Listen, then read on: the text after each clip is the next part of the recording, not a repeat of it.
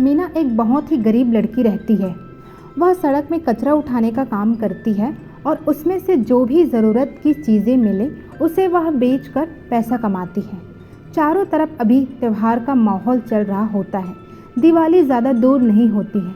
मीना सोचती है कि चलो आज तो ढेर सारा माल मिलने वाला है।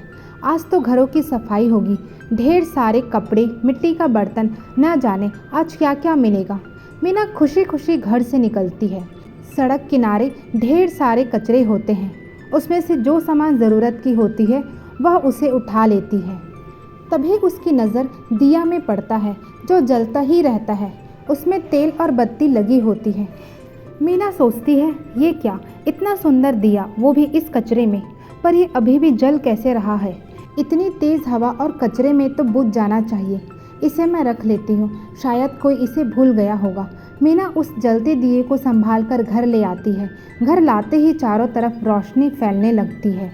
मीना और उसका भाई उसे देखकर अचंभा होने लगता है और कहता है इतनी सुंदर दिया किसने फेंका होगा दीदी। खैर ये तो हमारे नसीब में था, इसलिए हमें ही मिला। मीना का छोटा भाई छोटू कहता है दीदी मैं एक दुकानदार को जानता हूँ जो इसका अच्छा दाम दे सकता है।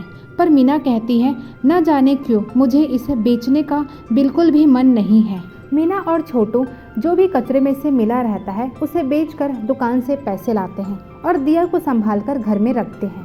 शाम होने लगता है। तब मीना देखती है और कहती है लो ज़रा, मैं शाम को पूजा करने का सोच रही हूँ और ये दीप अभी भी जल ही रहा है। चलो अच्छा है। दोनों भाई बहन खाना पीना खाकर सो जाते हैं। सुबह उठते ही उसके घर के सामने 3-4 महिलाएं आकर खड़े रहते हैं। तभी मीना पूछती है क्या हुआ दीदी, चाची, ताई, आप सब मेरे घर के सामने ऐसे क्यों खड़े हैं। तब ताई कहती है हम देखने आए हैं कि घर में इतना अच्छा लाइट कहाँ से लगवाया है, वो भी इतनी गरीबी में। पहनने को तो ठीक से कपड़े नहीं हैं और शौक अमीरों वाली। आज रात बत्ती बुझाकर सोना, तुम्हारे घर की रोशनी की वजह से हम ठीक से सो नहीं पाए हैं। चलो बहनों। मीना सोच में पड़ जाती है कि ये सब क्या हो रहा है। दरअसल मीना जिस चौल में रहती है वह एक बहुत ही गरीब बस्ती रहता है। वहाँ सड़कों में कचरा उठाने वाले लोग रहते हैं।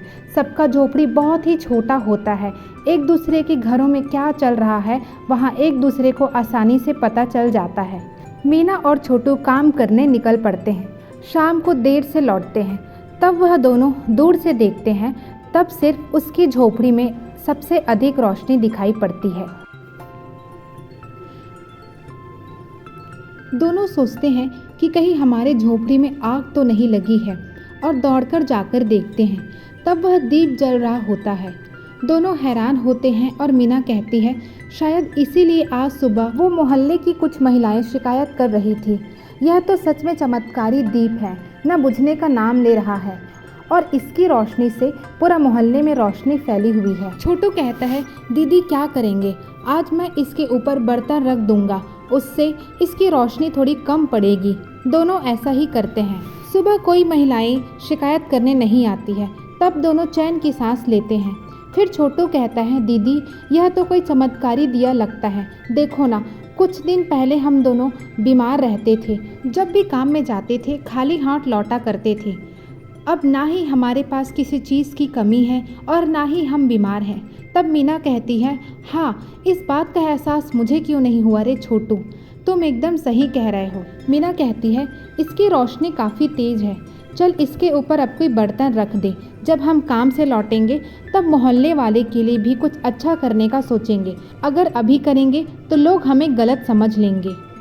दोनों भाई बहन अपने अपने काम में निकल पड़ते हैं। देखते ही देखते वह दोनों काफ़ी दूर निकल जाते हैं।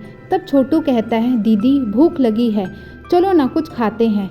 तब मीना कहती है चल कुछ सोचते हैं। तभी थोड़ी दूर जाने के बाद मीना कहती है देखो वहाँ पे एक मंदिर दिखाई पड़ता है। मीना और छोटू वहीं चले जाते हैं पर मंदिर में दूर दूर तक कोई नहीं मिलता है। फिर छोटू का नज़र पुजारी पर पड़ता है। छोटू पुजारी को जगाता है और पूछता है क्या हुआ पुजारी, आप हमें प्रसाद नहीं देंगे, हम इतनी दूर से आए हैं। पुजारी रोते हुए कहते हैं यहाँ प्रसाद के नाम से सिर्फ जल ही मिलता है। ऐसा कहते हुए वो दोनों को जल देता है। फिर मीना पूछती है आप रो क्यों रहे हैं और मंदिर में दूर दूर तक कोई क्यों नहीं है, ऐसा लग रहा है मानो कुछ बुरा हुआ हो। तब पुजारी मंदिर का दरवाज़ा खोलते हैं और कहते हैं, हाँ बेटी, यहाँ एक दीप रखा था, चमत्कारी दीप। माता रानी की कृपा से वो दीप जलता ही रहता था।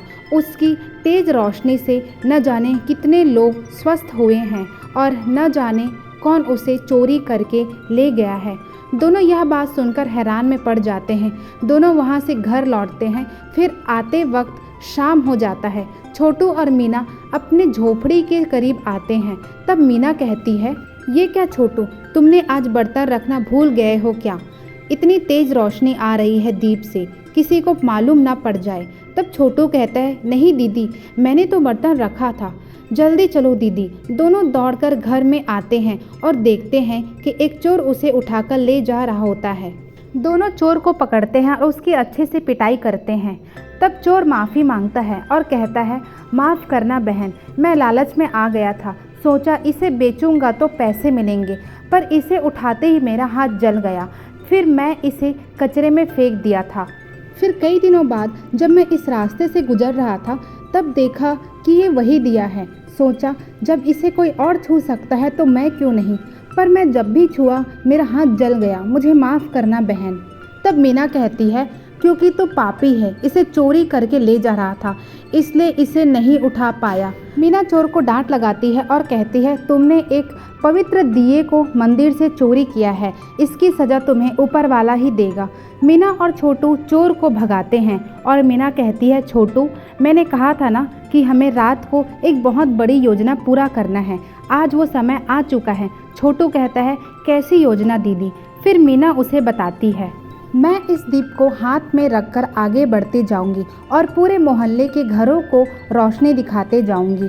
जैसे हम स्वस्थ हुए हैं वैसे ही हमारे मोहल्ले वाले भी स्वस्थ हो जाएंगे। फिर हम इस दिया को उस मंदिर में रखकर आ जाएंगे। दोनों भाई बहन ऐसा ही करते हैं और फिर घर वापस लौटते हैं। इतनी रात हो जाती है, दोनों भाई बहन सो जाते हैं। जब मीना सुबह जागती है तब बाहर बहुत शोर होता है। वह देखती है कि मोहल्ले के लोग बहुत ही खुश होते हैं, सब स्वस्थ नज़र आने लगते हैं। मीना और छोटू एक दूसरे को देखकर मुस्कुराते हैं। मीना कहती है, चल मंदिर के लिए निकलते हैं। दोनों उसी मंदिर में पहुंचते हैं। चारों तरफ लोग ही लोग दिखाई देते हैं। भोजन बट रहा होता है। दोनों फिर पुजारी से मिलने जाते हैं। तब पुजारी कहते हैं, कैसी हो बेटी? तुम्हारा शुभ कदम पड़ते ही वह दीप वापस आ गया है। जब मैं आज सवेरे उठा तो देखा कि दीप मंदिर में जल रहा था। फिर देखते ही देखते मंदिर में भीड़ बढ़ने लगा। दोनों भाई बहन मुस्कुराते हैं और एक दूसरे को गले लगाते हैं। तो दोस्तों, आपने देखा होगा कि कैसे चोर को उसके बुरे कर्म का फल मिल ही जाता है। और जब भी हमारे जीवन में हमारे साथ कुछ अच्छा होने लगता है, चार लोग आकर बोलने लगते हैं, हमसे जलने लगते हैं, क्योंकि दूसरे को नीचा दिखाना बहुत ही आसान होता है, बजाय खुद कुछ अच्छा कर ले। इसलिए सिर्फ अपनी सफलता में ध्यान दें। मन साफ रहेगा तो हमारे साथ सब अच्छा ही होता है। दोस्तों, आपको कहानी कैसी लगी हमें प्लीज़ कमेंट करके बताएं, लाइक करें और हमारे चैनल को सब्सक्राइब करना ना भूलें, क्योंकि हमारे चैनल में आपको सबसे अलग और अनोखी हिंदी कहानियाँ सुनने को मिलेंगी। स्वस्थ रहे, मस्त रहे, सबको साथ लेकर चलिए। Thank you so much for listening me.